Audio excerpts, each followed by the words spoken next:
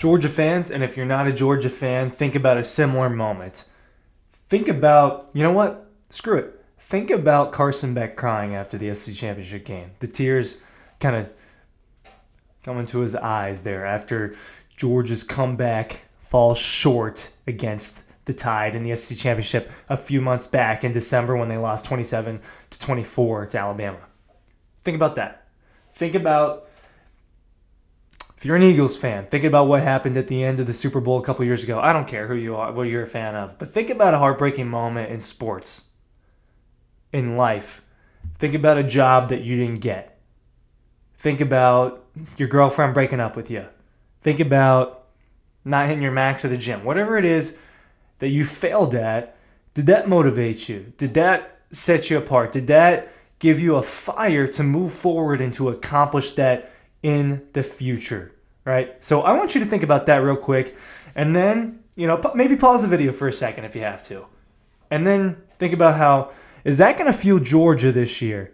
Not getting the three-peat. Is that going to be one of the biggest logs you can throw in the fire for the Dawgs in 2024? Hey, Alabama beat you in the SEC championship. They ruined your chance. And it could have been whoever. It could have been LSU. It could have been Arkansas. Anybody from the West. But they ruined your chance to three-peat and go to the national championship and do something and just go to the playoffs in general, even have an opportunity to do it, and do something that doesn't happen in college football. And now it's just not going to happen unless they go back-to-back again and then they get three-peat after that. Right? History went right down the drain. They flushed that down the toilet. Alabama did for Georgia. Think about that. I think that's going to fuel them. And I just watched the Players' Lounge. We don't get to talk to the players in media capacities pretty much for the whole off season from after the spring to August. We don't get to do a lot of official media stuff where we get to talk to them. Can we talk to them off the record? Yeah. But in an interview capacity within the university's rules, no. So I'll watch the Players' Lounge, and Malachi Starks is talking, and Miles Thornton is talking. Miles Thornton, a walk-on, if you're not familiar with who he is, he's a big character on the player. He's one of the hosts, right, for Georgia's Football Player podcast, done through them. And they were talking about the hunger for 2024 and the buy-in and all of the new players, whether they're high school players or transfer portal players that they've added in this 2024 cycle, are buying into this process, that they're almost surprised and that they're buying in and adapting in a way much faster than they've seen in years past. Who are those guys? Colby Young, Trevor Etienne, London Humphreys, Michael Jackson III, Xavier McLeod. Incoming soon, Benjamin Urasek and Jaden Rashada. Yeah, Georgia put together a legit transfer class in addition to the number one recruiting class in college football. Fire from the coaching staff. Am I wrong? Is that not fire?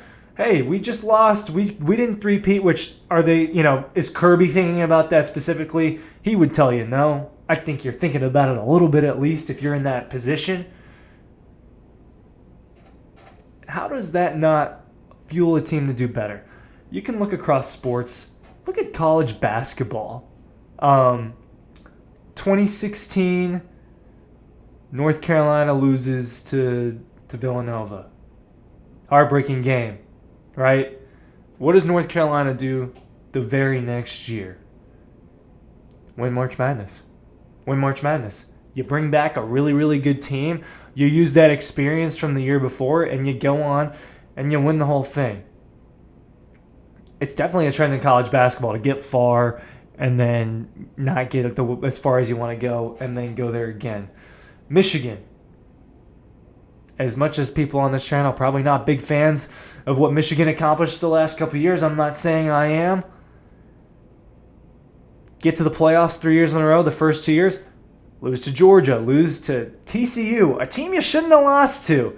And you would have had an opportunity to play the Georgia Bulldogs again in the national championship instead of letting them roll 65-7 against TCU. Well, they stack the roster, they build, and they use that fuel, and they go on and they win the national championship just a few months ago in January. Yes, I do think that these losses, you can learn way more about yourself in defeat in failure and in loss than you can when you're winning. So what did Georgia learn about itself in December when it lost to Alabama? Well, we saw them not give up. You saw Kamari Lassiter and Javon Bullard and other players like the running backs and Marcus Osme-Jackson and Cedric Van Pran. You have your chance to go to the NFL draft. Go ahead and start your process and get ready for that thing. They don't.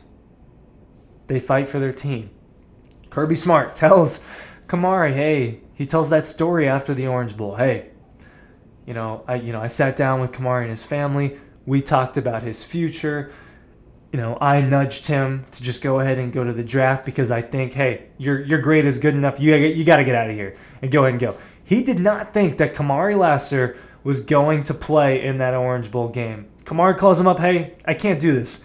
I can't sit on the sidelines. I can't just coach these guys. I got to be out there. That is the culture that's been established at Georgia. So my confidence rises in the Dawgs in the fact that I think that they're going to use hey, and look, I won't cuss, but BS what the committee did. You talk about the 4 best teams, you don't watch football. Yeah, you don't watch football if those weren't the 4 best teams. Not complaining. That's not what this is. It's part of the video. Because that's in the past. You saw the difference between how Georgia responded to that adversity and how Florida State responded to that adversity. It shows you that not all these programs are the same, that they're not. And that what happens at Georgia is different than what happens at these other championship contending programs. I'm just spitting facts here at this point.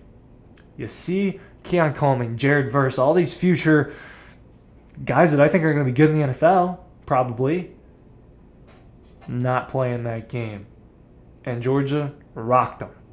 And they played with a vengeance. And everybody on that roster played with a vengeance. Well, I think that vengeance is probably going to bleed into this season.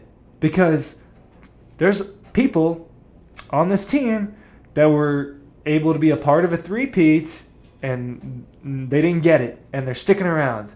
Who are some of those guys? Offensive lineman, Xavier Truss, Tate Ratledge, Carson Beck obviously being a part of it. And Carson Beck, I'll get to that in a minute because it's a little bit different with him. You go to that defense and you get guys like Smile Monda who could have been part of a three-peat. You get Malachi Starks who could have been part of a back-to-back for himself, part of a three-peat for Georgia. Older guys that understand what can be accomplished at this level of college football. They get it. And that's on the line this year. And it's going to be really hard. It's going to be harder than probably any other season because they're going to have to go through Clemson and Kentucky and Auburn and Alabama and Texas and Ole Miss. And there's not that many teams in the country that have to face the amount of really good teams as Georgia does, on top of an SEC championship game that they'll likely end up playing in December. And then you get to the playoff, right? Carson Beck. We'll get back to him. Not a lot of guys do what he does. Not a lot of guys do what he's done and stick around for this thing and hang out for 3 years and wait your turn.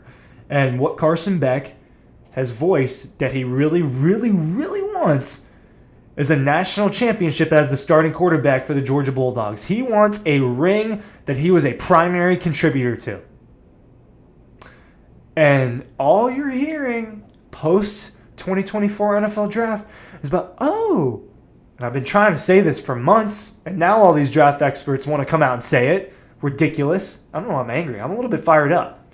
Let's get out. That's a good day to get fired up. Carson Beck would have probably ended up being a first-round pick, if not a second-round pick in this NFL draft.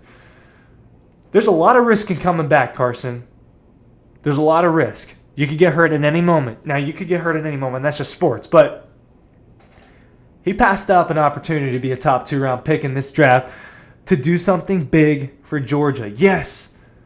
Will this second season as the starter boost his stock most likely and give him a good chance to be a top 10 pick in the next year's NFL draft? Yes.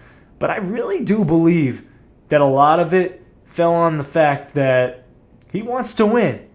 And I think this team's hungry. I think Carson's hungry. I think that the verbiage with some of these guys is different than a year ago. And complacency is what they were fighting. They were not just playing themselves. They were playing against history. And that's a tough thing to do. They don't have to do that this year. And the chip is on Georgia's shoulders. And the chip being on the best team in the country's shoulders is probably not a good thing for the rest of the teams in the country. Thanks for watching.